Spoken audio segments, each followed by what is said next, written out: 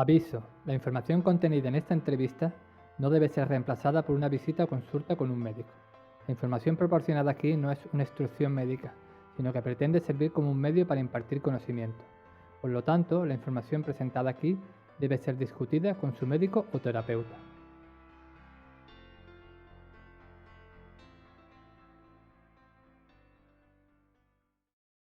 Bienvenidos a todos. Gracias que estáis aquí para escucharnos hoy. Yo me llamo Julia Fatlala y soy la promotora del Congreso. Hoy tengo el honor de entrevistar a Fernando de Torrijos. Fernando de Torrijos es uno de los primeros profesionales que trabajó con Jon Kabat-Zinn en Massachusetts, lugar en el que el mindfulness adquiere carácter científico y se aplica en el ámbito de la salud física y mental. Bienvenido, Fernando Torrijos. Hola, buenos días, buenas tardes, depende de la hora donde estemos. Sí, muchas gracias por invitarme para estar en el Congreso y poder participar de alguna forma con la experiencia de todos estos años. Muchas gracias. Pues sí, nosotros encantados que usted está hoy con nosotros. Pues sí. Fernando, lo primero que me gustaría saber, antes que nos explique el camino hacia el mindfulness, su camino, cuéntanos cómo Jon Kabat-Zinn le describiría con 2 o 3 frases. ¿Cómo les describiría a ustedes? Creo que yo me atrevería mejor a describirle un poco a él, porque la opinión que él pueda tener de mí puede variar tremendamente de la que pueda tener mi esposa o cualquier otra persona alrededor. Vale. Jon Kabat-Zinn es un auténtico genio, por así decirlo.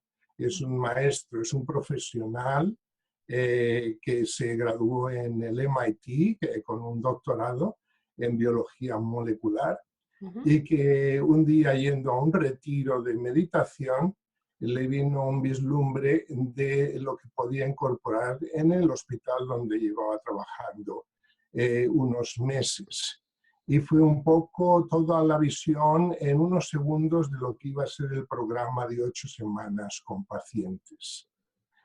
Lo que Jon vio allí, y perdona que le estoy describiendo más a él, pero es lo que yo vi en él, o sea, me vi como un espejo y la oportunidad de esto, es que hay mucho sufrimiento en el mundo. Y en los hospitales es el lugar donde atrae a las personas con sufrimiento principalmente. Es como un imán hacia aquellos que sufren. Entonces, él, preguntando a los médicos, se dio cuenta de que una gran cantidad de participantes, de pacientes, no mejoraban con los tratamientos tradicionales. No porque fueran malos, eran adecuados para esos pacientes. Pero lo que faltaba es que estos pacientes no tenían algo que les ayudara con el estrés de la vida diaria, con las dificultades, con los miedos, etcétera, etcétera. Entonces esto les hacía rendirse y no seguir los tratamientos, no tomarse los medicamentos. Y Jon pensó, si puedo crear una red donde todas estas personas que el sistema ya ha tirado la toalla y no les puede ayudar, si puedo poner una red que les traiga un programa donde ellos puedan encontrar recursos en ellos mismos, quizá pueda ser útil. Y ahí es donde nace todo esto. Entonces, por mi parte, y luego quizá contaré un poquito más, por mi parte, yo me había estado preparando durante años para este momento de conocerle a Jon. Yo mismo, a través de mis propios sufrimientos y vicisitudes en la vida, había estado explorando por qué se sufre tanto y había estado explorando cuál es el significado de estar vivos y por qué es lo que es un ser humano. Entonces, una serie de coincidencias que no lo son hizo que nos encontráramos en un día en particular. Pero ¿quién es Fernando y cómo es Fernando? Fernando es simplemente un ser humano más que ha sufrido como todo el mundo sufre y que la vida le dio la oportunidad de hacer este trabajo tan maravilloso. Simplemente eso. Muchas gracias. Pues sí, ha sido una presentación muy bonita. Sí, sí. Y cuéntanos, ¿cómo ha sido su camino hacia mindfulness? ¿Cómo empecé usted? ¿Cómo fueron los primeros pasos? Bueno, mis primeros pasos cuando yo me aventuré más en toda esta temática, fue cuando estaba trabajando en España en la estación de esquí Baqueira Beret, en los Pirineos. Yo fui uno de los pioneros en esa estación de esquí, me uní al que estaba de director entonces, Miguel Arias, en el año 72, él llevaba un año trabajando, había tomado el puesto de su tío que murió en un accidente, y fueron 10 años increíblemente bellos. Yo había ido a trabajar allá porque yo sufría de ansiedad, de depresión cuando estaba en Madrid. Y entonces con unos amigos fui a esquiar al Pirineo y me enamoré de ese lugar y fue como mi salvación entrar en ese valle. Pero ahí me di cuenta de que el hecho de que yo me hubiera recuperado y que estuviera tan feliz y me conociera a la gente de los 33 pueblos del Valle de Arán y hubiera subido a todas las montañas, el sufrimiento seguía ahí fuera.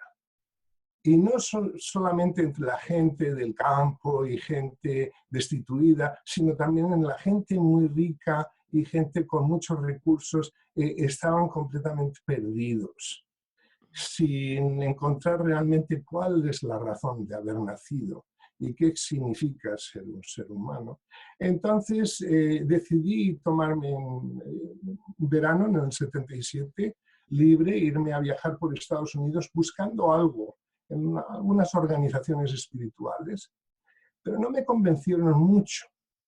Y al volver a España decidí hacerme una cabaña en el Valle del Tétara, en Ávila, en el monte, que era una comuna de vegetarianos. Les pedí permiso y pasé un mes y medio ayunando en esa cabaña y reflexionando con un pequeño librito de un tal Krishnamurti, librito a los pies del maestro. Y ese librito dije, pero ¿quién es este? ¿Quién es esta persona que me ha llegado tan profundo en estos días así de quietud y que he podido explorarlo en profundidad? Entonces, al llegar a Madrid, encontré en un kiosco una revista llamada El Ajo Blanco. La tengo aquí, es otoño del 77, la puedo enseñar. La portada. La he conservado, está ya muy viejita. Y un artículo en el interior de Krishnamurti sobre la liberación interior del mismo individuo. Entonces leí esto y las palabras que él dice, el hombre, el ser humano, por así decirlo, aun a pesar de que han pasado miles de años, sigue haciendo las mismas locuras. Sigue creando guerras, sigue creando enfrentamientos, siguen avasallándose el uno y al otro. Dice, la única forma, de acuerdo a él en este pequeño artículo, en el que podemos cambiar el mundo, por así decirlo, es transformándonos individualmente. La sociedad en sí misma se irá transformando cuando esto ocurra, pero la responsabilidad tiene que ser muy individual, muy personal. Y ahí todo cambió. Encontré la Sociedad Teosófica en Madrid, que es lo único que había en aquella época que te abría la puerta al orientalismo y también a nuestro propio misticismo preentendido desde lo profundo. Y me apasionó, me dediqué 100%, aun estando ahí en Baqueira. Me decían que estaba medio loco porque hacía muchos ayunos, me hice vegetariano, dejé de fumar, todo ese tipo de cosas, pero es que me llegó al alma. Y unos años más tarde conocí a Krishnamurti en la India, me lo presentaban, en una conferencia internacional, me lo presentaron donde él había sido descubierto de niño. Entonces todo eso fue descubrir esa belleza interna que cada ser humano tiene y también descubrir la responsabilidad que eso implica, de que cada ser humano tiene todo lo que necesita, no solo para transformarse a sí mismo, sino para transformar a la humanidad. Los mismos vehículos, cuerpo físico, sentimientos, sensaciones, emociones, pensamientos, aspiraciones. Todo, todo, todo. Cada uno de nosotros tenemos exactamente lo mismo, sin importar tu nivel cultural, el color de tu piel, dónde hayas nacido, si eres hombre o mujer, es exactamente lo mismo. Entonces, la tarea más importante es tratar de entrar en el interior y descubrir esto. Y eso es precisamente lo que el programa de Jon Kabat-Zinn, a quien iba a conocer años más adelante, ofrecía a esos pacientes, el autodescubrimiento. Pero yo tenía que ir por un proceso preparatorio para poder llegar a ese punto. Entonces empecé a dar clases, empecé a aprender inglés, tomé cursos de yoga, el primero de ellos en el monasterio de San Juan de la Cruz, ahí en Segovia, después en Estados Unidos, con Swami, el grupo de Swami Sivananda, en Canadá, después en Pensilvania, con Swami Rama, no para hacerme Swami o para convertirme a... No, para entender las diferentes tradiciones sagradas de la humanidad y qué es lo que han estado tratando de hacer para ayudar al ser humano. Lo que pasa es que lo hacían desde un aspecto, por así decirlo, religioso, eclesiástico, el enfoque en irse a un ashrama, pero nadie había logrado llevarlo a la vida diaria, a cada individuo, para que cada individuo de forma natural pudiera encontrar todos esos recursos en sí mismo. O sea, es un proceso muy bonito. ¿Y qué es exactamente el mindfulness? ¿Qué es el origen del mindfulness? ¿De dónde viene? ¿Viene del budismo? ¿Viene...? No sé. Bueno, la palabra mindfulness en sí misma ya se menciona en los años 30, en los años 40. Krishnamurti lo menciona, pero no como exactamente esa palabra. Otros sí lo hacían, pero no exactamente esa palabra. Era awareness, que es la capacidad de percibir desde el interior, sin que nada vele esa percepción, sin que la mente interfiera. Entonces, Thich Nhat Hanh, de la tradición budista, escribe su libro Mindfulness, sobre mindfulness, ¿cómo es el título? Ahora no me viene. Pero bueno, un libro muy sencillito sobre mindfulness es Thich Nhat Hanh, el primero que escribe este libro. En el programa nuestro de reducción de estrés, la palabra mindfulness no se usó durante los primeros 10 años en el hospital.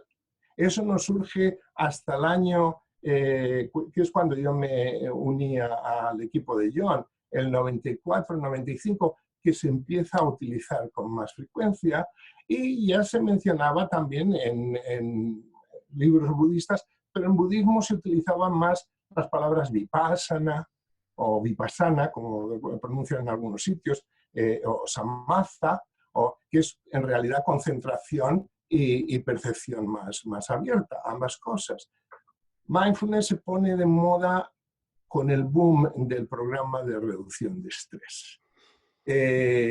Cuando fue en el año 1990 que Jon escribe el libro Full Catastrophe Living, describiendo un poco los 10 años de programa y la experiencia recibida a través del mismo.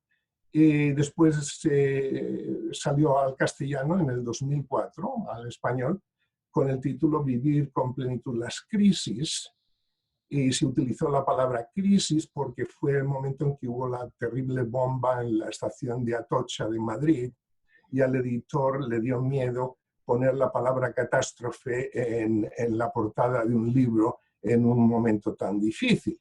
O sea que se decidió, y lo hablamos, poner la palabra crisis, y luego vino la gran crisis, que creo que fue de muy utilidad ese título, porque mucha gente cuando llegó la crisis se lo compraba, ¿no? Pero vas viendo todo este proceso y cómo todo se va conectando de una forma y de otra. Pues sí, pues sí. Y usted también podía viajar mucho, ¿no? Ha viajado mucho a la India, ha hecho muchos viajes, ¿no? Para para crecer también todo ese conocimiento, ¿no? Para conocer... Sí, bueno, principalmente, como dije, a través de la Sociedad Teosófica, que en España en aquellos años apenas se encontraba literatura de ningún tipo. No había nada de budismo, de hinduismo, muy poco. Lo que nos llegaba de Argentina, de la editorial Kier, que era una de las que en aquella época publicaba más, y nos llegaban algunos libros a España. En España no es hasta años posteriores, una vez que se hace la transición y que se abre más la posibilidad, que empiezan a llegar libros de todas las tradiciones, etc. Yo fui a la India porque en parte nos invitaron a ir allá y quería tener la experiencia de dónde surgen todas estas cosas, pero llegué a la conclusión que allí tienen los mismos problemas que en todos los sitios y están tan perdidos como cualquier otro en cualquier otro sitio, y que los egos de los obispos hindúes es el mismo que el de los cristianos o que el que está por todos los lados. O sea que no hay diferencia. El ser humano es el mismo en todos los lados, que era un poco lo que quería descubrir, por así decirlo. Pero fue después, al volver a Estados Unidos con mi esposa, que es americana, dije, no puedo parar, tengo que empezar a enseñar. Porque si no empiezo a enseñar, entonces se va a perder en mí todo lo que estoy aprendiendo. Es como que uno tiene que presentar aquello que va aprendiendo para poder que tome raíz en uno mismo. Es una de las cosas que he aprendido en el transcurso de los años. Uno tiene que estudiar, pero después compartir todo lo que puedas, dándole tu propio aire, ¿sabes? Pero para que sea de ayuda a otros.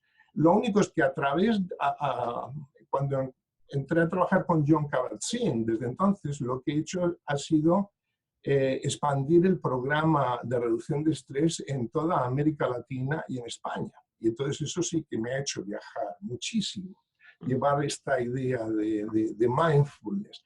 De nuevo, esa palabra es simplemente una palabra, pero hay que entenderla en profundidad. Como digo, en inglés también se puede considerar awareness o se puede considerar conciencia, pero conciencia en castellano también es un poco limitado. La gente confunde unas cosas con otras. Entonces, últimamente lo que reflexioné fue sobre el verbo ser en español, el to be en inglés, aplicado a esto. Se trata todo sobre el cultivo de la atención, pero la atención a lo que es. Y entonces se ha de empezar con el ser atento. Cuando yo doy una de mis clases, la primera clase es ser atento, estar presente con todos, recibir a cada persona como un ser humano completo, aun a pesar de las 1000 dificultades que lleve acarreando. Y recibirle con esa belleza que trae al grupo, que trae a la clase. Eso es lo que yo significo ser atento a la vida, no solo a los otros, sino a ti mismo. Segundo punto es estar atento a lo que tiene alma y significado para ti. A lo que tiene alma y significado para ti. Y eso es parte del proceso, del programa también. Ir cogiendo o aceptando aquellas cosas que realmente sientes son transformativas en ti. Tocan algo dentro de ti que, wow, yo soy eso. Y por fin existir atentos. Ser, estar, existir. Vivimos en un universo. No limitados a una casita, a un esto, a un otro. No. Vivimos en un universo muy amplio. ¿Qué es lo que hago aquí? ¿Qué es lo que vine a hacer aquí? ¿Por qué esta chispa de conciencia cayó aquí en esta vida? Se enamoraron 2 personas, yo fui el fruto de ese enamoramiento y ahora esta chispa de conciencia que tiene una responsabilidad muy grande. La de descubrir realmente quién eres y a través de eso poder echar una mano a otros. Tan simple como eso. Parece muy simple, pero en la práctica muchas veces es más complicado, ¿no? Pero es que eso es lo que es mindfulness. Mindfulness es ser atento, es estar atento, es existir atento las 24 horas del día. Lo que pasa es que hasta ahora pues uno se iba a un monasterio, como decía antes, a aprender yoga, a aprender meditación, ponerse en posturas así estrambóticas y extrañas, ¿no? Etcétera, etcétera, todo eso, muy bien. Pero la idea al final no es eso, la idea es ser tú misma, ser tú mismo y quererte, en un sentido. Estoy aquí, es importante respetar tu cuerpo, ser conscientes de tus emociones, ver cómo la mente es la que genera todos los líos y todas las complicaciones, podemos hablar un poquito más de ello, y cómo ayudar a esa mente a no ser tan entrometida y crear tantas angustias y tantas cosas, y que luego al final el que siempre paga es el cuerpo físico. Sí, sí, es muy, eso se entiende muy bien. Y también es muy interesante, el mindfulness es una herramienta, una técnica que podemos usar muy bien en nuestra vida cotidiana. Lo que ha dicho ahora mismo, no tenemos que ir a un monasterio para meditar, ¿no? Lo podemos hacer en nuestra casa, podemos hacer en cualquier momento, en el autobús, por ejemplo, ¿no? Sí, hacerlo como método, como metodología, más que técnica, es ¿Vale? metodología, hacerlo como metodología hasta que se convierta en 24 horas al día sin esfuerzo. Hasta que uno cambie, como decimos en el programa de reducción de estrés, hay un clic, hay un cambio en que la mente bulliciosa, la que está constantemente creando historias, viviendo en el pasado, anticipando el futuro, por un momento se calla y la mente silenciosa que mora en el centro puede aparecer, puede manifestarse. Y esta es la intuición profunda, esta es la sabiduría, saber cómo vivir de forma adecuada, la que te permite ver cuál es tu responsabilidad y cuál es tu camino, esa guía que hay en ti con la que naciste. Y de ahí el poema ese famoso de Machado, con el que conocí a Jon Kabat-Zinn, y que siempre lo utilizo cuando hago presentaciones o en mis clases, al principio de mis clases. Esto fue una conferencia, una de las primeras de Interface que hacían en Boston, que se llamaba Cuerpo y Alma, y fue en el año 1984. Vinieron un montón de conferenciantes que eran médicos, psicólogos, psiquiatras, pero de medicina integrativa, que veían al ser humano como un todo, no simplemente como un pie o como una emoción o como una nariz hinchada. No, un todo. Entonces yo fui interesado a ver a asistir a esas conferencias, y uno de los conferenciantes era Jon Kabat-Zinn, pero el principal conferenciante era Robert Bly, poeta americano, que ha traducido a Antonio Machado, a Neruda, a Juan Ramón Jiménez, y a García Lorca y a muchos otros. Y tiene varios libros que son bilingües. En un lado está en castellano, en el otro está en inglés, y el de Machado se llama Times Alone, Soledades. Entonces, conecté con Robert Bly tras la fantástica charla que dio, también explicando qué es lo que es un ser humano. Y le dije mi amor por Machado. Él me dijo que también él amaba a Machado, y entonces le hablé de la cassette de Juan Manuel Serrat cantando los poemas de Machado. Me dijo que quería tener una copia, le dije que le daba una al día siguiente, se la llevé, y estaba tan contento, me dio una bolsita con sus libros firmados y me dedicó un poema en frente de 2.000 personas, allí en el Park Plaza Hotel. Y el poema va así, él lo recitó en inglés, yo lo digo en castellano. Llamó a mi corazón un claro día, con un perfume de jazmín el viento. Llamó a mi corazón un claro día, con un perfume de jazmín el viento. A cambio de este aroma, todo el aroma de tus rosas quiero. no tengo rosas, ya no hay flores en mi jardín, todas se han muerto. Me llevaré entonces los llantos de las fuentes, las hojas amarillas, los mustios pétalos. El viento huyó. Mi corazón sangraba. Alma, ¿qué has hecho de tu pobre huerto? El viento huyó. Mi corazón sangraba. Alma, ¿qué has hecho de tu pobre huerto? Un poema triste, pero muy profundo. Muy profundo. Unido a algo que me ocurrió con una de las pacientes que vino a la entrevista inicial para participar en el programa que yo llevaba en la clínica de barrios pobres, la clínica comunitaria de reducción de estrés, que me llegó a inscribirse y la pregunté que quién la había mandado, me dijo que su psicóloga, y le pregunté, ¿sabes de qué va el programa? Te lo he explicado. Y me dijo, no, solo me han dicho que había un señor que se llama Fernando, que es muy simpático, y que viniera a hablar con él. Y digo, bueno, pues aquí estamos, yo soy Fernando. No sé lo de simpático, pero bueno. Y entonces no te ha dicho nada del programa, no. Y le dije, ¿sabes tú quién era Miguel Ángel? El escultor y que pintó también.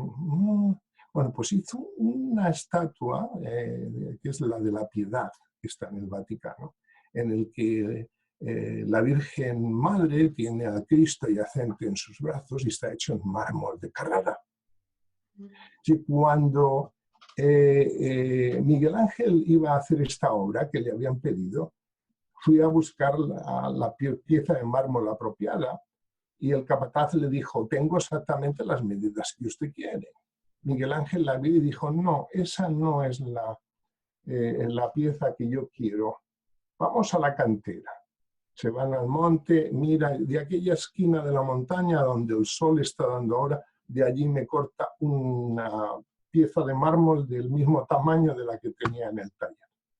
Bueno, va a llevar 3 o 4 meses, no me importa. A los 4 meses le avisan, ya está la pieza, muy bien, viene, y el capataz le pregunta, ¿por qué esta y no la otra? Dice, porque en esta lo que voy a esculpir está ahí dentro. Puedo verlo. Y con el cincel y el martillo voy a ir quitando todo lo que sobra.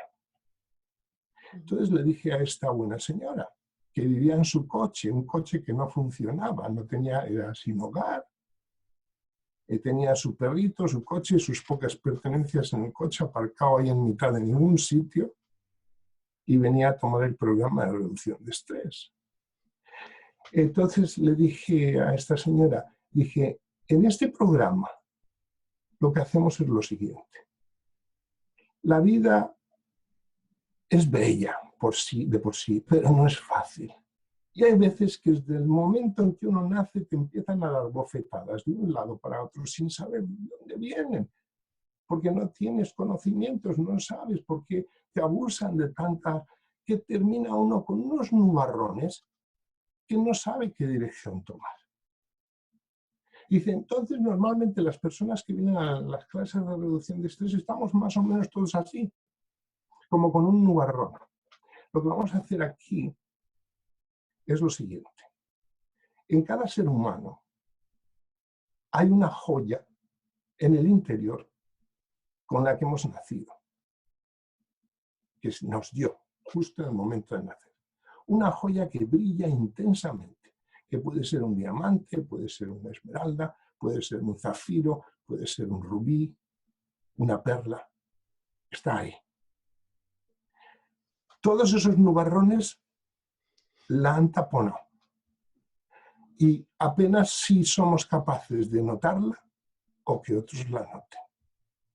En este programa de reducción de estrés vamos a través de un proceso, a aprender algunas prácticas muy sencillas que nos van a ayudar a ir removiendo todos esos nubarrones, todos esos miedos, incertidumbres, falta de autoestima, etcétera, etcétera, y permitir que esa joya interna se vaya poco a poco manifestando, vaya poco a poco atravesando esas capas oscuras hasta que empieza a haber una claridad tremenda, porque esa misma luz va a ir eliminando todo eso que hace un obstáculo de la visión. Y lo otro es que también hemos nacido con un jardín, un huerto, el del poema. Todos tenemos el huerto. Nos fue puesto ahí para que lo cultiváramos. Pero al no tener la luz y el estar tan confundidos y no ver la joya, hemos abandonado el huerto. ¿Y qué le pasa a un huerto que uno abandona? Que malas hierbas crecen, etcétera, etcétera. Pues el segundo trabajo en el programa de reducción de estrés, una vez que empezamos a ver la luz, es empezar a sacar las hierbas que no merecen estar ahí, empezar a arar el terreno interno que tenemos y empezar a plantar semillas que tienen significado para ti. Y luego, claro, irlas cuidando poco a poco. Ese es el programa de reducción de estrés basado en mindfulness. Eso es lo que es mindfulness.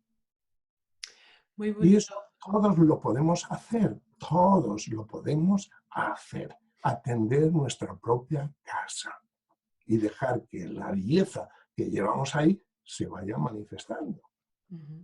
Y cuidarla, ¿no? También luego un huerto también necesita su cuidado y su mantenimiento, ¿no?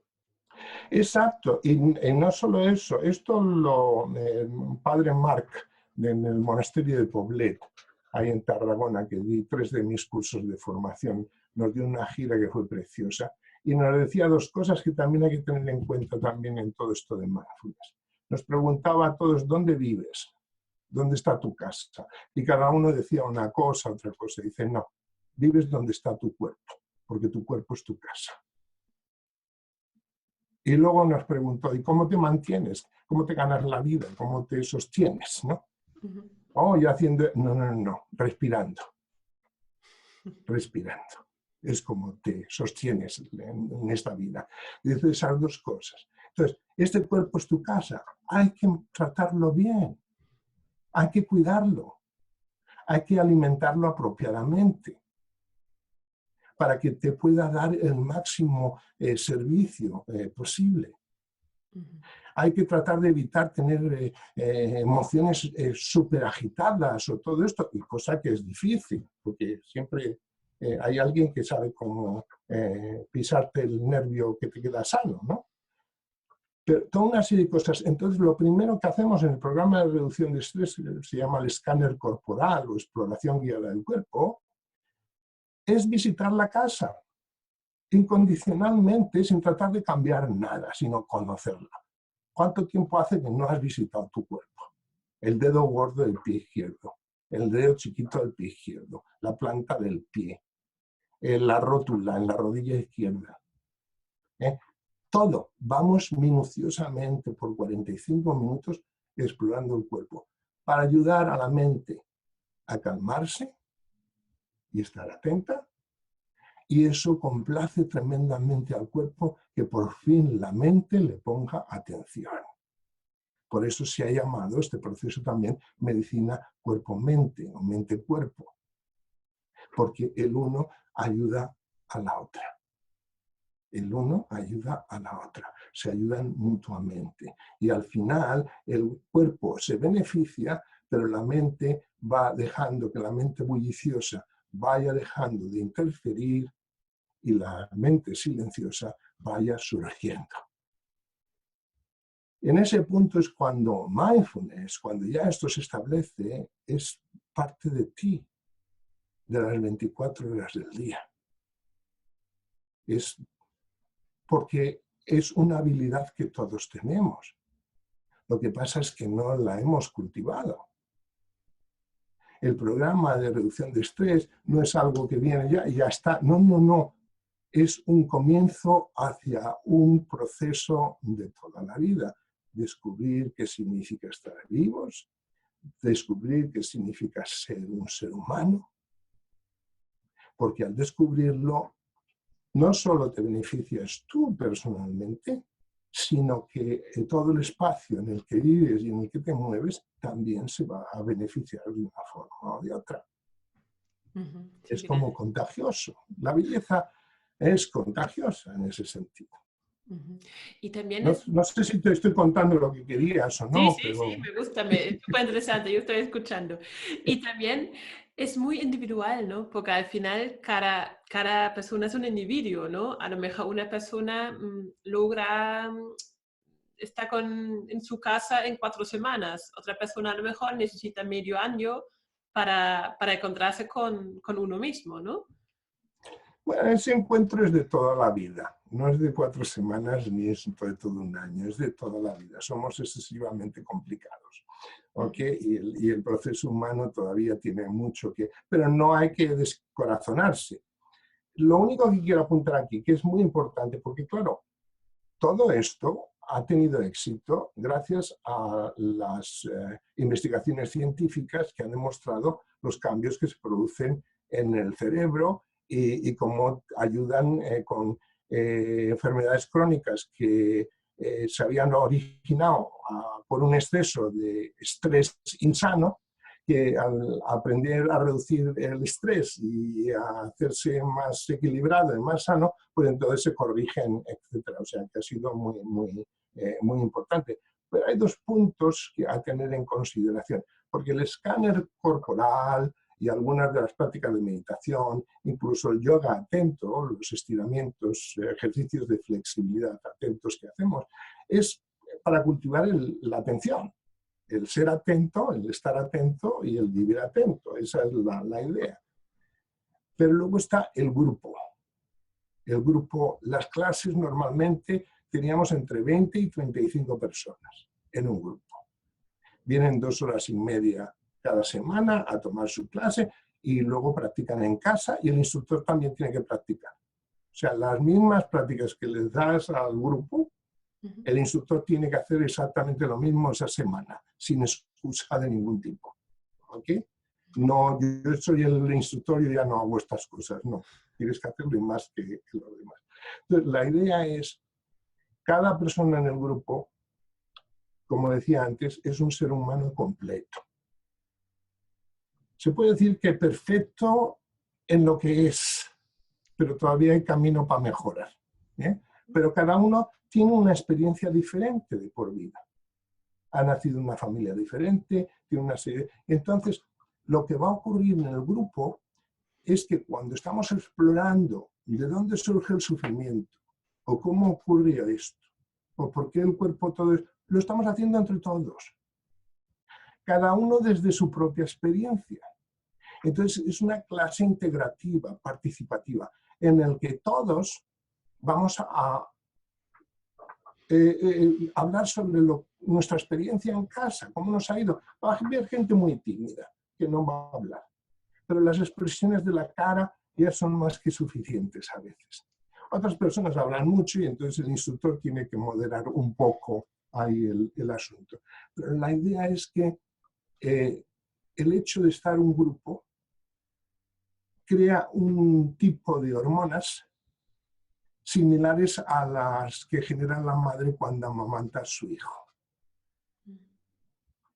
Y es muy beneficioso el que estemos sentados en círculo, viéndonos todas las caras y participando todos a través de la experiencia que cada uno hemos tenido en nuestra casa semana tras semana. Entonces, el escáner corporal te va a poner endorfinas, que es de mucha... pero el grupo, la oxitocina, que también va a generar alegría, equilibrio, armonía, etc. O sea que es una combinación de ambas, son muy importantes. Y entonces cada persona va a presentarlo desde su propio ángulo. Yo he tenido analfabetos en mi clase, personas que nunca aprendieron a leer o escribir y que eran tímidos y no querían decir en la clase de su condición y me lo decían a mí, pero luego no les importaba y lo decían en público al final, porque estaban felices y estaban contentos de que también se sentían sabios, que también había sabiduría en sus corazones. Entonces, eso es lo que hay ahí. Lo único es que el instructor tiene que saber hablar en la lengua de las gentes.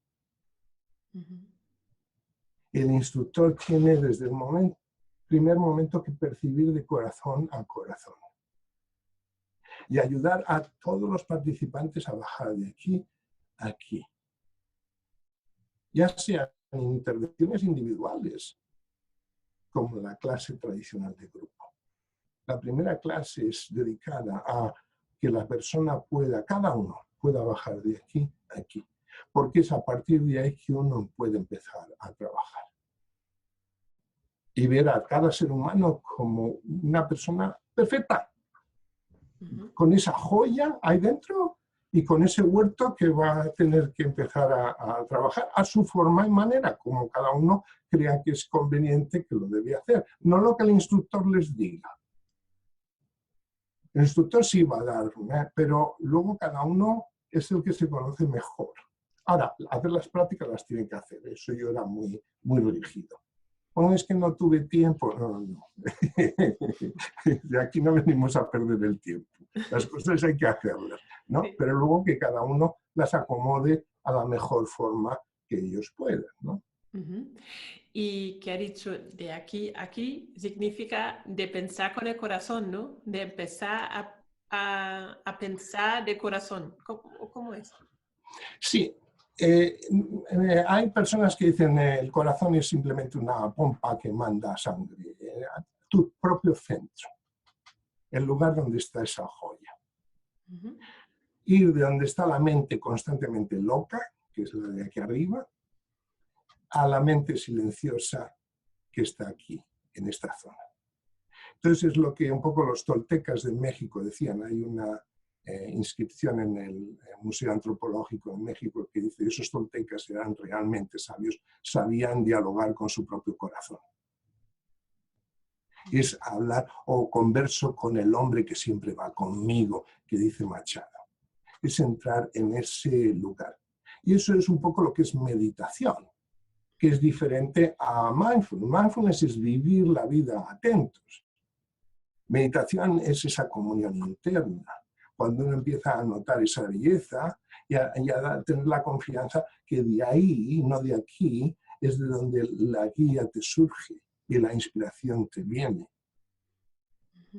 Y se manifiesta a través tuyo, que está al alcance de todos. Es lo que yo he llamado crear un puente entre lo ordinario y lo trascendental. Hay una memoria ordinaria, que es muy útil para pagar las cuentas de la luz y para esto y para lo otro. Pero luego hay una memoria trascendental. Los famosos trascendentalistas de aquí de Massachusetts. Hay una memoria trascendental que es a la que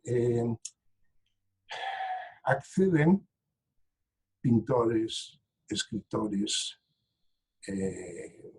seres espirituales, políticos muy iluminados, por así decirlo, que realmente ayudan. Es donde acceden, en sus momentos de quietud. Y está al acceso de todo el mundo. Siempre y cuando esta de aquí arriba deje de interferir, porque esta otra de aquí abajo no puede manifestarse hasta que ésta se calle. Y hay un poema muy bello de Juan Ramón Jiménez que se llama Yo no soy yo, que precisamente se refiere a esto. Soy este que anda junto a mí al que no vea. Es esa otra parte de ti que es muy calma. Porque la mente es la que destruye en un sentido, crea todos los conflictos en el ser humano, pero es al mismo tiempo la que le salva, la que le saca de todos los atolladeros y de todas las dificultades con paciencia, calma, etc.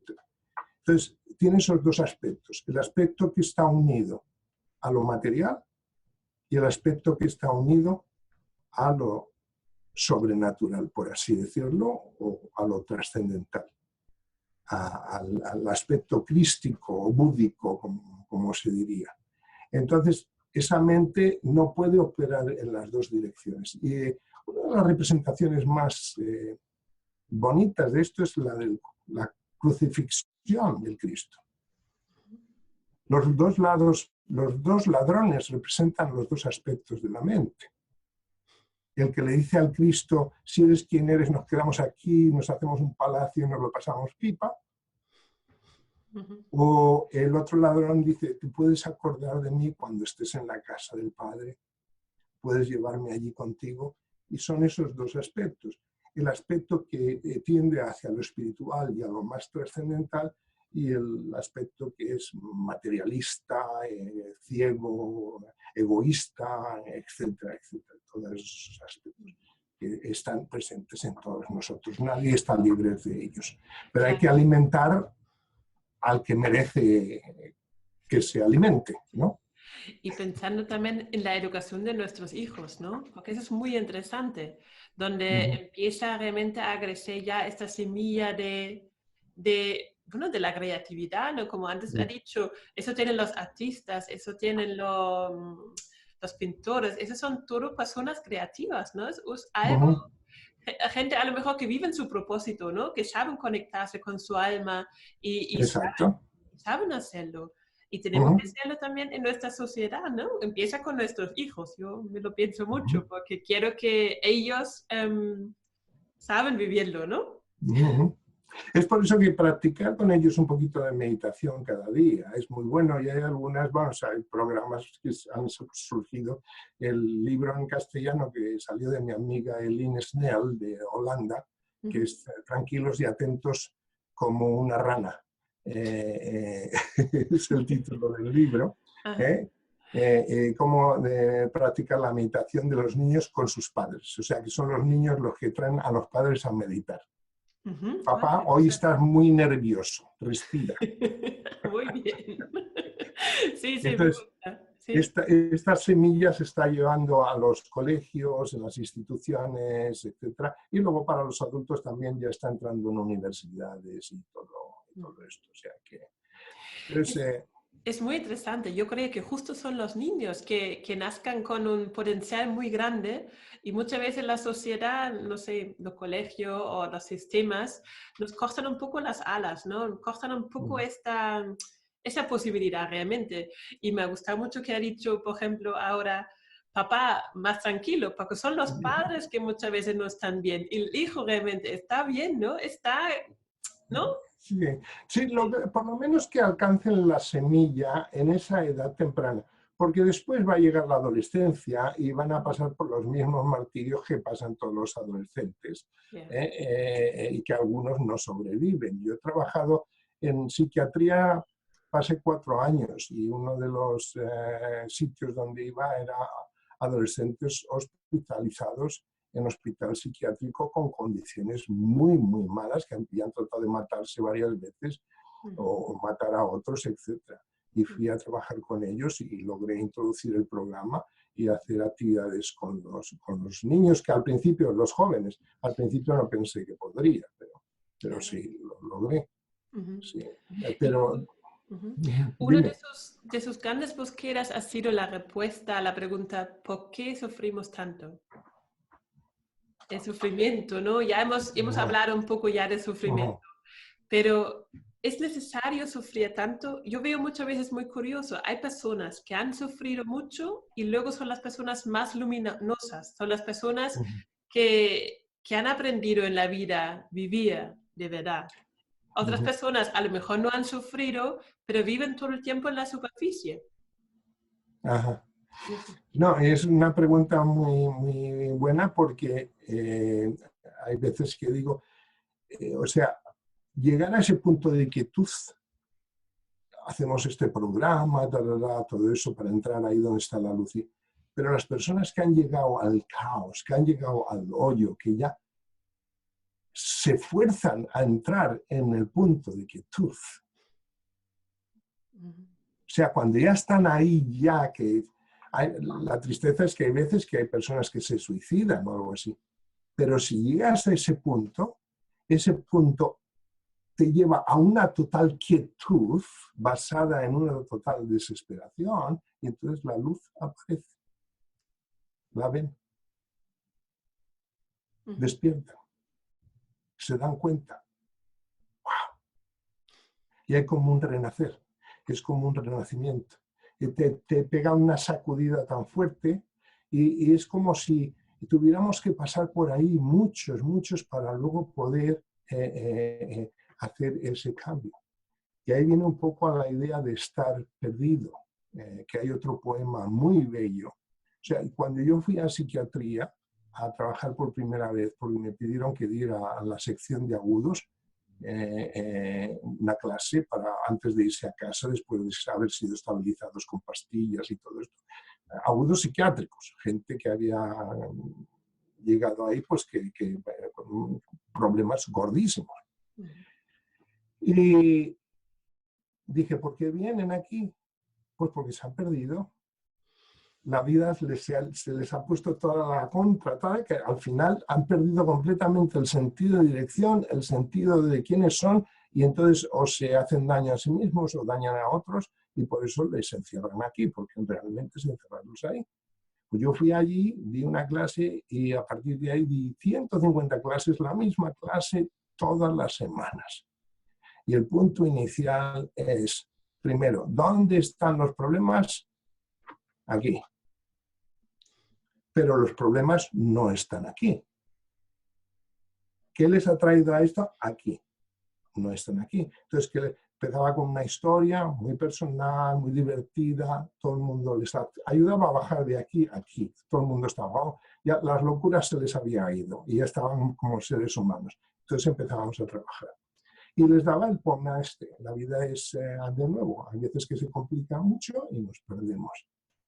Y este poema es de David Wagonier y lo basa en una tradición de los nativos americanos y es como sigue, perdido. Si estás perdido, párate, detente. Los árboles al frente y los matorrales a tu alrededor no están perdidos. El lugar donde estás se llama aquí.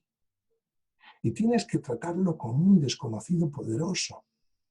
Mas tienes que pedir permiso para conocerlo y que te conozca. El bosque respira, escucha. Este contesta. He creado este lugar a tu alrededor. Si te vas, es posible que vuelvas, es decir, aquí. No hay dos árboles iguales para un cuervo. No hay dos matorrales iguales para un gorrión. Si lo que un árbol o un matorral hace está en ti perdido, está en ti perdida, de seguro que estás perdida. De seguro que estás perdido. Párate, detente. El bosque sabe dónde estás, déjale que te encuentre. La vida sabe dónde estás, déjala que te encuentre. Déjala que te encuentre. La vida está tratando de guiarnos, pero estamos tan revolucionados aquí arriba que no le damos la oportunidad para que nos apunte el camino. Y no nos lo va a dar con palabras. Es la intuición profunda que surge del corazón, que es la que esto es para mí hacer. Como otro poema de Mary Oliver.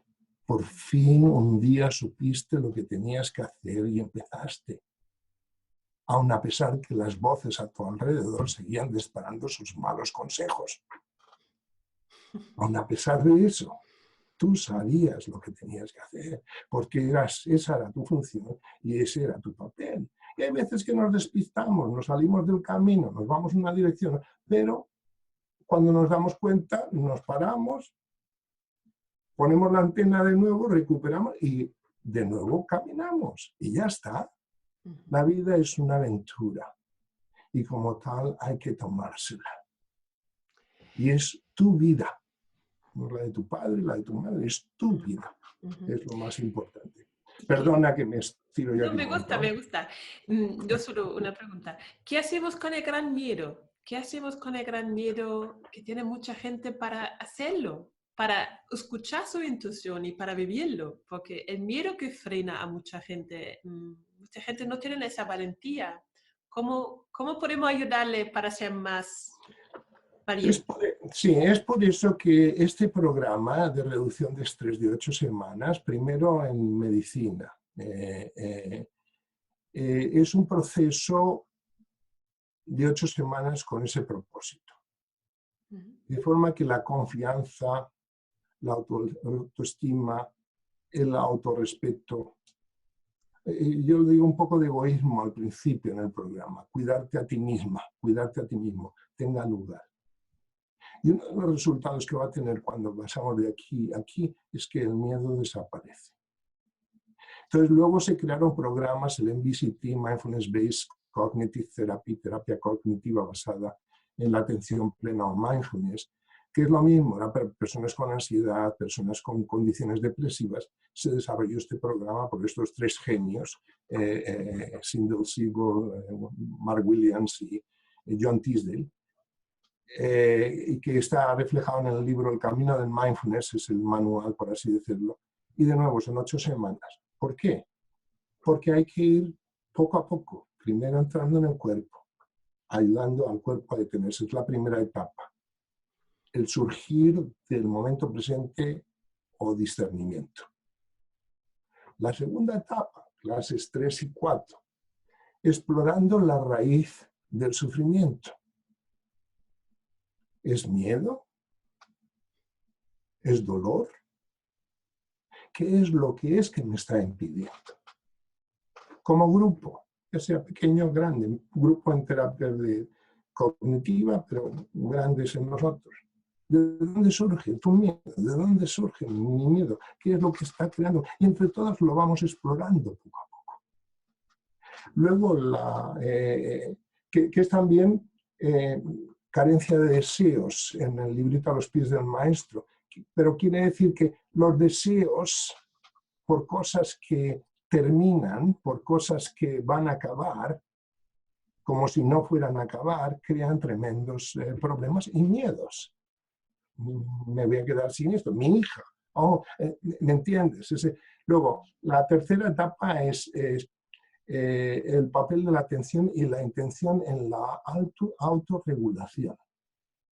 Cuando empieza a autoobservarse más y a poner ciertas disciplinas, no la de maltratarse o hacer cosas raras, no, la de autoconocerse, de saber quién realmente eres, sin dejar que ésta interfiera, eso genera también un cambio muy, muy espectacular. Entonces uno tiene ya más una aspiración única, un sentido de dirección en el que la contradicción deja de existir poco a poco. Ya no nos contradecimos a nosotros mismos. Quiero hacer esto, pero hago lo otro. No, ya empieza a tener toda una energía que es ascendente, por así decirlo. Es ascendente. Y ya la última etapa, que yo la he llamado en el programa de reducción de estrés, de la ira a la compasión. El poder transformador de un comportamiento asertivo, confiado en lo que estás haciendo, que es también amor, iluminado por el amor, hacia ti mismo y hacia todo lo que existe. Entonces, son 4 etapas. Entonces, es a partir de que esa joya, que el miedo empieza a desvanecerse. Y entonces es cuando uno puede decir, ahora ya sí que estoy viviendo lo que se llama mindfulness. Ya no estoy practicando eso que se llama una práctica más, que se pone de moda y luego se pasa y eso no vale. No. Ya estoy viviendo el momento presente en plenitud, en las situaciones agradables, en las situaciones desagradables o difíciles. Todo es parte de la experiencia, todo es parte del aprendizaje, pero nada de eso me va a impedir seguir haciendo lo que es para mí hacer. Y es por eso que cada día es tan importante sentarnos a dialogar con nuestro propio corazón. Gracias. Pues sí. También hoy en día hay que decir que hay muchos cursos de mindfulness, ¿no? Es una palabra hoy en día de moda, ¿no? Voy a hacer un fin de semana un curso de mindfulness. ¿Cómo ve usted ese movimiento realmente que tenemos hoy en día del mindfulness? Bueno, todas estas cosas son bendiciones y son peligros cuando surgen programas de este tipo. Hay muchos de ellos que se ponen de moda y tal como se ponen de moda, después se desvanecen. Todo el mundo quiere salvar al mundo. Entonces yo ya sé todo de esto y yo voy a ayudar a mi vecina y a quien sea. Eso es muy típico. Y es el riesgo que se corre cuando uno quiere que esto llegue a la sociedad, etc. Es por eso que si alguien quiere tomar un curso, esto, lo otro, en nuestro caso, aquí era un hospital donde ofrecíamos el programa. O en mi clínica de Barrios Pobres conectada con el hospital. Y yo iba a hablar con médicos, con psicólogos, con psiquiatras, con asistentes sociales, con los que se ocupan de los lugares donde hay gente sin hogar, etcétera, de que íbamos a empezar un curso nuevo y de que nos hicieran un referido o un derivado para venir a las clases. Es como lo hacíamos. Entonces yo estaba avalado por el hospital, o John Kabat-Zinn, que era mi jefe, pues él tomaba un poco la responsabilidad, porque yo no soy médico. Yo no soy médico, pero siempre ha habido alguien en psiquiatría aquí o allá que tomaban la responsabilidad por mí y me decían, haz el trabajo, que yo me responsabilizo de ella. Entonces hay que preguntar por las credenciales de las personas. La idea es que esto surja de los lugares que son adecuados para que surjan y no montar un negocio en la esquina sin más. No, porque entonces no va a funcionar. Esto es, como yo digo, si vas a enseñar esto, acuérdate que esto implica una responsabilidad muy grande y es la vida humana. Y tienes que estar preparado, preparada en profundidad para poder hacer algo así. Si no, no lo hagas. O hay veces que te invitan de una empresa, ¿puede usted venir a enseñarnos esto de mindfulness? O puede venir y está tratando de manipularte para que tú laves el cerebro a sus empleados, para que rindan más y para pagarles menos. ¿Sabes? Y entonces yo le dije una vez a John, que me preguntó, digo, si esto ocurre a mí, no. Digo, dejo de hacer todo este trabajo y me voy a barrer calles. Y lo que John Kabat-Zinn me dijo, dime en qué calle estás que voy y te acompaño. Se ha convertido como en una profesión. Esto no es una profesión. Esta es una metodología para que profesionales de la salud o de la educación, con su titulación, como maestro, como profesor, como médico, como psicólogo, como psiquiatra, etcétera, etcétera, lo incorporen a su profesión. Luego, lo que estamos tratando es que llegue a las universidades y que se ofrezca como una asignatura complementaria para profesiones de este tipo, humanísticas, sociales, etcétera, de forma de que los profesionales que están haciendo esas carreras puedan acceder a esta asignatura que les va a beneficiar no solo en su proceso de estudios, pero sino que van a poder después incorporar en su trabajo y a las personas con las que trabajen, clientes o pacientes, etcétera, les puedan dar algo que les puedan ser de beneficio, de utilidad, y luego reconocer si hay personas que han sido preparadas para enseñar las 8 semanas, pues abrir en su establecimiento, en su hospital, en su lugar, una clínica, un centro para que se dé. Esa es la idea. Hoy en día todavía hay mucha confusión, entonces yo no puedo recomendar a nadie, vete aquí, vete allá. Haz por las credenciales. Pregunta, ¿quién es esta persona que lo está ofreciendo? ¿Quién la preparó? ¿Dónde se entrenó? ¿Cuál es su, no currículum, pero cuál es su experiencia en este tema, ¿no? Sí, sí, gracias. Lo entiendo muy bien, pues sí. Y muchas gracias. Ya estamos casi llegando al final de la entrevista. Pues nos puede dar unos consejos prácticos para empezar con el mindfulness. ¿Qué puede hacer cada uno, todos los oyentes que están escuchando ahora mismo ustedes? ¿Le gustaría decir un mensaje cómo pueden empezar? Una cosa que podemos hacer fácil en casa. ¿Cómo podemos empezar? Bueno, hay libros de Jon Kabat-Zinn, Mindfulness en la vida cotidiana, que está muy bien. Sí. ¿Okay? Y entonces te da pasos. Hay otro que se titula Mindfulness para principiantes y que tiene un CD en español que la voz es mía. Mi voz está en muchos de estos CDs, de muchos de estos libros. Mindfulness para principiantes, que no es para principiantes, porque la idea es mente de principiante, acercarse a las cosas como si nunca las hubieras visto, admirar al árbol que tienes ahí a la vuelta de la esquina como si nunca lo hubieras visto. ¡Qué belleza!, ¿no?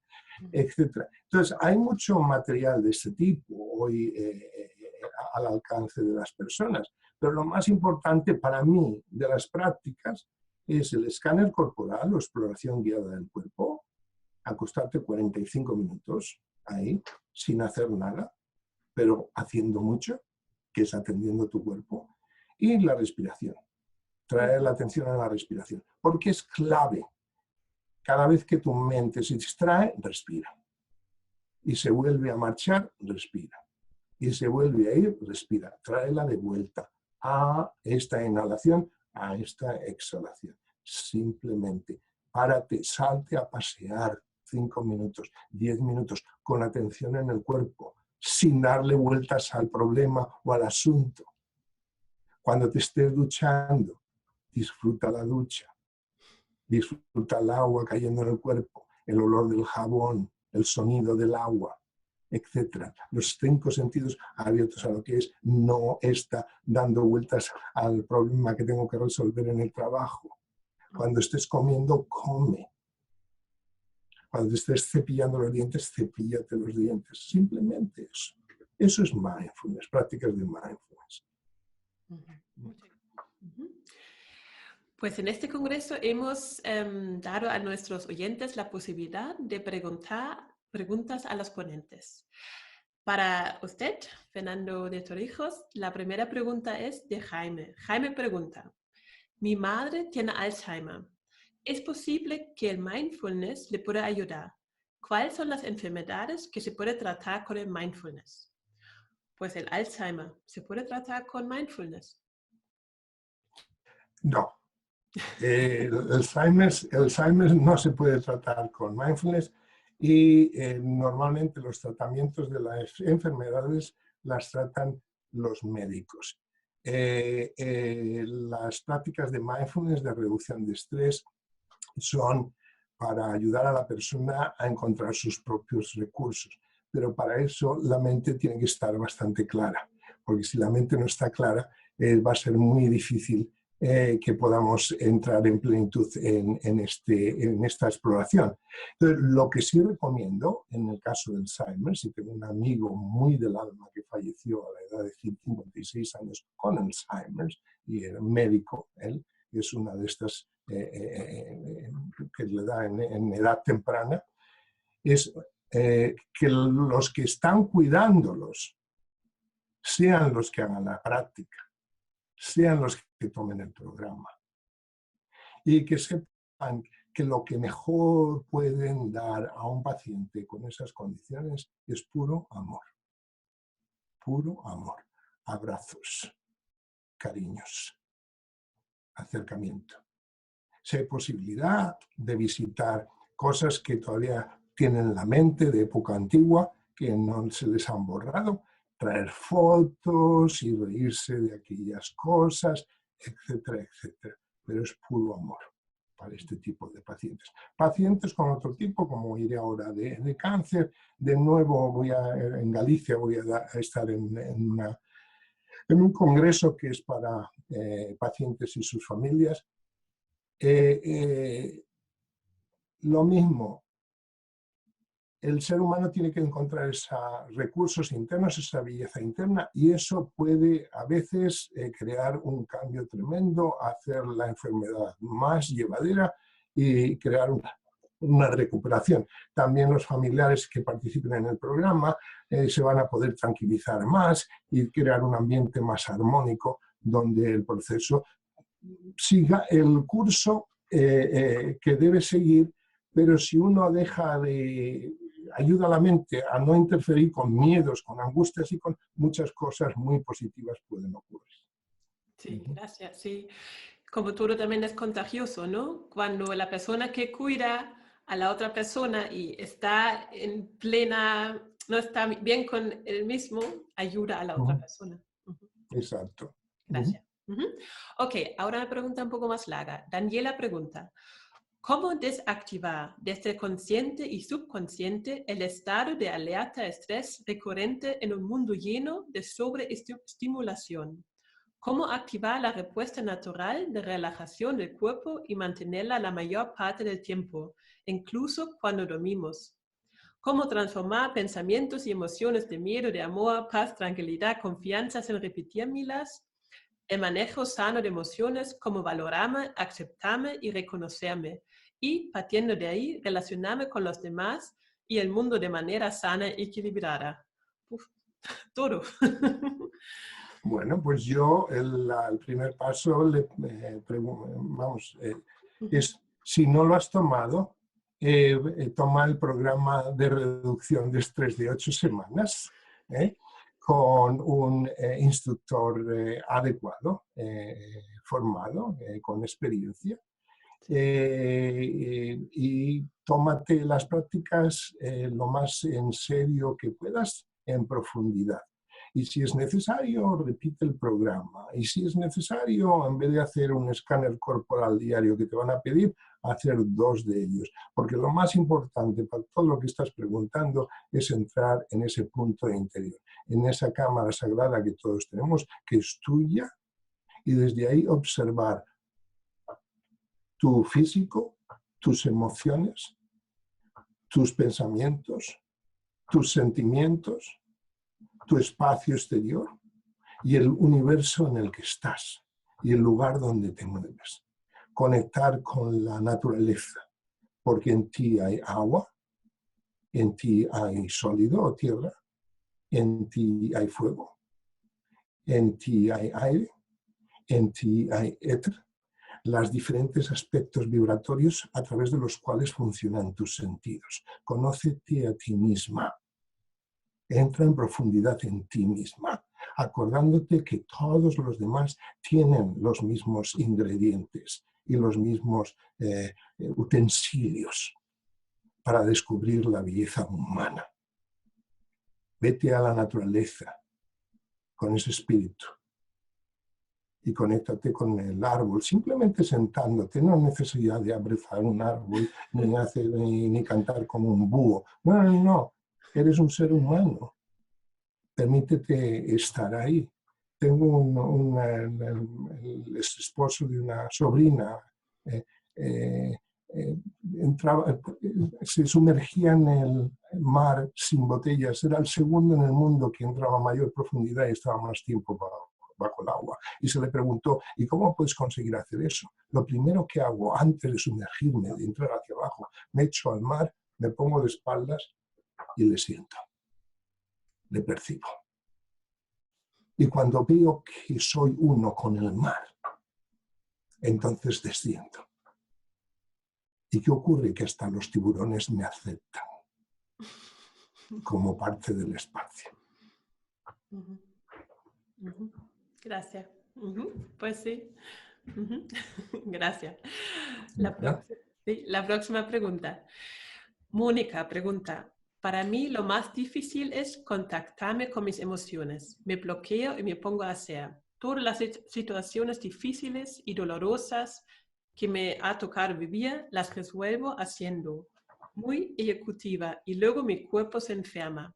Este es un tema en el que quiero trabajar. Hace una semana falleció mi padre, de manera abrupta y inesperada. Estoy en estado de shock. La pena en el alma, el cuerpo sin poderlo expresar. Sí, lo que estás explicando es un proceso de la vida por el que todos pasamos y que es tremendamente difícil. Y está ahí. Entonces, en estos casos, como que tú estás mencionando, no aconsejamos el programa de reducción de estrés. Lo que aconsejamos es que pases por tu duelo. Y si te es posible, conectes con amigos, con amigas, con los que te sientas muy unido y puedas conversar y puedas expresar tus pesares del momento. Simplemente, o incluso sin hablar, poder estar sentado con ella o con él en esa presencia, que sabes que es acogedora hacia ti. ¿Okay? Y ya una vez que ya te hayas recuperado un poco, hay el escáner corporal, y yo lo aconsejo, es uno de los mejores, pero también hay 4 meditaciones adicionales, que yo lo tengo en uno de mis CDs, y que si vas a la página web puedes acceder a la lista de CDs, que uno de ellos se titula Aprendiendo a perdonar o aligerar la carga. Aprendiéndote a perdonar a otros y a perdonarte a ti misma y dejar ir todo aquello que te está impidiendo andar con soltura y vivir tu vida. Porque la vida es muy especial, la vida es muy sagrada. Entonces, las emociones no son malas en sí mismas. Somos seres emocionales. Y si no tuviéramos emociones, y cada uno diferentes aquí y allá, la vida sería muy aburrida. Seríamos como robots. El problema no radica en la emoción. El problema es la mente loca que le encantan las emociones fuertes y le encanta agitarlas y acelerarlas. Entonces, en el programa de reducción de estrés, ayudamos a esa mente loca a que no interfiera y deje la emoción que se exprese. Y le ocurrirá como a un niño pequeño que le quitas un juguete y le da una pataleta, pero al minuto se la ha pasado y está ahí distraído con otro juguete. ¿Por qué? Porque en el niño todavía la mente resentiva, todo eso, todavía no ha entrado y ha creado el problema. Entonces aquí doy el ejemplo y lo doy rápido del huracán. Los seres humanos somos huracanes en miniatura. Tenemos vientos emocionales que pueden ir del 1 al 5, pero tenemos un centro de calma en el interior. Entonces, normalmente nos agitamos, nos quedamos enzarzados en los vientos. Aprende a entrar en el centro de calma y a observar tus emociones sin dejarte atrapar por ellas. Simplemente. Simplemente. No trate de suprimir las emociones, no, es parte bella del ser humano. No dejes la mente sentarse en ellas. Gracias. Pues sí. La próxima pregunta. Catherine pregunta, las preguntas que yo hago no logro respuestas claras y sobre todo sin saber qué se debe hacer, entender y por supuesto sanar. Es referente al TOC, trastorno obsesivo, pensamientos recurrentes y negativos, concretamente el puro, el cual no dejo vivir ni minutos y descansenas en un profundo malestar, ansiedad y depresión. Para esas condiciones es para lo que yo creo que se creó el programa de MBCT, Mindfulness Based Cognitive Therapy, de terapia cognitiva basada en la atención plena, que se llama también terapia de tercera generación, que es un paso más allá. Y es precisamente, es un poco diferente al nuestro, son 8 semanas también, pero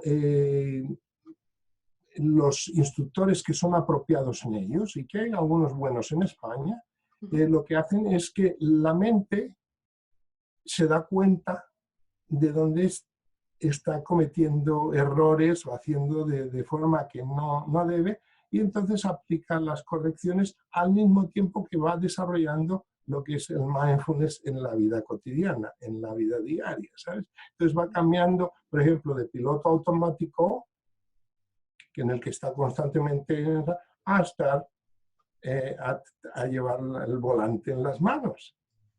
Y pasos muy, muy sencillos, pero que son 8 semanas y hay veces que uno lo puede hacer esto en pequeños grupos individualmente, con el terapeuta con el que esté, E incluso si no está muy mal, a solas uno lo puede hacer. Y es el libro El Camino del Mindfulness, que es un manual. Es excelente para eso. Es excelente. Entonces, tratar de quizá encontrar a un terapeuta, un psicólogo, psicóloga, que lleve este programa y hacerlo con ellos, y puede ser de tremenda ayuda, de gran ayuda. Ok, muchas gracias. Pues sí. Karina pregunta, ¿cómo puedo ayudar a mi hija de 14 años a tener pensamientos positivos hacia ella y calmar sus cambios de humor? Bueno, una niña de 14 años, ¿trabaja también con niñas de esta edad? ¿Ha trabajado? No, bueno, estuve con los de en psiquiatría con trastornos muy grandes, pero con la adolescente tradicional no, yo no tengo experiencia. Eline Snell tiene también un libro, ella, de trabajo con adolescentes, y luego hay una instructora que trabaja con adolescentes de hace muchos años del programa de Mindfulness, que es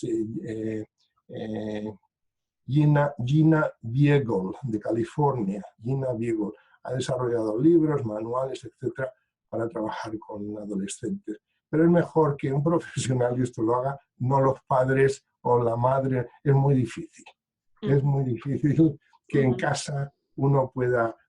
Lo único que hay que hacer es paciencia, mucho amor, me imagino, apoyo en todo lo que se pueda, y si es necesario, pues que la persona pueda ir a un curso de estos así para adolescentes donde le pueda ser útil. Sí, pero yo personalmente no he trabajado con nada. Vale, sí, gracias. Sí, gracias. Pues sí, ya llegamos a la última pregunta. Canelli pregunta, ¿cuándo te dicen que tienes un diagnóstico de cáncer? ¿Cómo se reacciona para que no te influya la opinión de tus amistades? Me explico. Yo he perdido 5 amigas, una amistad de más de 30 años. Me han quitado un cáncer de pulmón y con una cirugía estoy curada. Es decir, no preciso tratamiento. Pues, ¿qué pasó a esta mujer? Es que le influye, creo que los amigos, y se ha perdido amistades por una enfermedad. Bueno, si os ha ocurrido, entonces no eran auténticos amigos. Eso. Esa es la realidad. Sí. Porque un auténtico amigo, amiga, es en momentos buenos, en momentos malos, que tengan opiniones, que etcétera, etcétera, eso es típico. Pero normalmente el amigo o la amiga íntimo, el que realmente conectas bien, que es como si fuera parte de ti, ni siquiera tiene opinión, lo que tiene es amor hacia ti, es acompañamiento en tu proceso, y te va a animar en lo que puedas. O sea que no te disgustes por eso, que en ese planeta somos millones. No nos podemos limitar a 3 o 4. Deja que otras amistades aparezcan, deja que otras personas surjan. Y si alguna de esas amistades vuelve a surgir de una forma o de otra, pues está bien. Pero no te preocupes. Ese CD, de nuevo, del aprendiendo a perdonar o aligerar la karma, es muy bueno para eso. Es muy bueno para eso, porque hay veces que acarreamos pensamientos y fulano, mi hijo, mamá, papá. No. Déjalo marchar. Pero en el CD te acompaña muy bien en ese proceso, de forma de que uno se siente libre y no preocupado por esto o por aquello. Muchas gracias. Pues sí, muy buen consejo. Gracias. Ahora tengo 3 preguntas que son los últimos de esta entrevista. La primera, ¿de qué está más agradecido en este momento? ¿De qué estoy más? Bueno, que la vida me había dado la oportunidad de conocer a mi esposa y de venir a Estados Unidos sin saber qué es esto lo que iba a ocurrir, pero parece que estaba preparado para mí, entonces estoy muy agradecido por todo eso, y todavía sigo haciendo cosas, pero que ya estoy a gusto, por así decirlo. Gracias, pues sí. Imagina que usted tiene 100 años. Toda la información sobre su trabajo será borrado. Su página web, todos los libros, todo está borrado. Le doy un bolígrafo y una hoja de papel y le pido que escriba ¿cuáles son los 3 principios más importantes de la vida, de su vida? Pues iría al librito A los pies del maestro, que aunque todo se haya borrado, todavía me queda el cerebro y que se ha quedado ahí. Que empieza con a los que llaman. To those who knock, dice. Y entonces es discernimiento, distinguir entre lo que es real e es irreal y acordarme de eso, de que yo simplemente soy una chispa de conciencia que está pasando por este mundo en la que se ha asimilado toda una serie de cosas que pueden ser muy útiles no solo para mí, sino para el resto del género humano, y me llevo eso. ¿Okay? Segundo, carencia de deseos. El único deseo es estar presente en el aquí y el ahora, con lo que hay, nada más, porque todo lo demás se va a quedar, se va a disolver, se va a, como decías. Y por fin la idea de amor, de abarcar todo, que es las famosas frases de Meta. Que yo sea feliz, que tú seas feliz, que yo tenga paz y armonía, que tú tengas paz y armonía, salud y bienestar, libre de temor interno y externo, y que nuestros corazones rebosen de compasión y sabiduría. Simplemente eso. Muchas gracias. Palabras muy sabias, gracias. Pues nos ha recomendado ya muchísimos libros.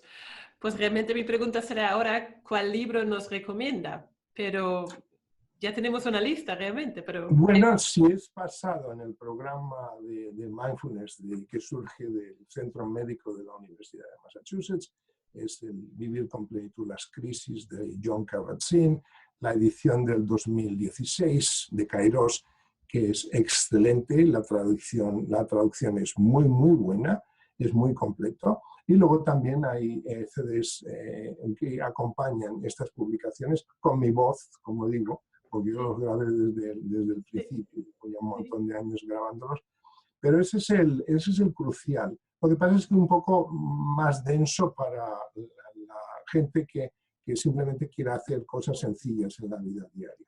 Pero cosas sencillas, pues eso, ya he dicho, vivir en la vida cotidiana, también de Jon, pero tienes A los pies del maestro de Krishnamurti, que lo escribió como niño, lo escribió a la edad de 13 o 14 años, entonces es muy sencillo, pero tiene una filosofía profundísima, ya que está basado en una de las tradiciones hindúes de Sankaracharya, el Vivekachudamani, o la joya suprema del discernimiento, pero en plan sencillo, en plan que es accesible a todo el mundo. Porque eso es lo que transformó mi vida. Ese libro pequeñito, ese transformó mi vida y me hizo tomar esta nueva dirección. Sí, muchas gracias. Muchas gracias. Y luego dejar que el ¿Sí? libro ese que te cae en las manos en la tienda sin que te lo espera, o que alguien te viene y te ha leído usted este, porque hay veces que ese es el libro que necesitas en ese momento. Vale, gracias. Vale, pues sí, hay que ser siempre atento, ¿no? Lo que uno le llega. Exacto. Gracias. ¿Y cómo podemos ponernos en contacto con ustedes para saber más sobre usted y su trabajo? Bueno, yo tengo una página web que es www.revap Internacional, reducción de estrés basado en atención plena, ¿sí? Internacional. ¿Okay? ¿Está en español o está en inglés? Está en español. Hay solo una página en inglés, la segunda para que los que no entienden español tengan una idea de qué va, pero hay anuncio de programas, de materiales, libros recomendados, en qué consiste el programa, todo está ahí. Y la creé precisamente en los libros de Jon Kabat-Zinn, está la referencia. También en los de Sindel Segal y los psicólogos estos, también está la referencia en todos los libros en español de la página web. O sea que es fácil encontrar. O simplemente poner en Google Mindfulness en español y en la cuarta o quinta línea verás Revap Internacional. Muchísimas gracias. Fernando de Torrijos, muchísimas gracias por la entrevista, me ha encantado. Me ha gustado mucho escuchar a usted. Gracias por su tiempo. Ok, gracias.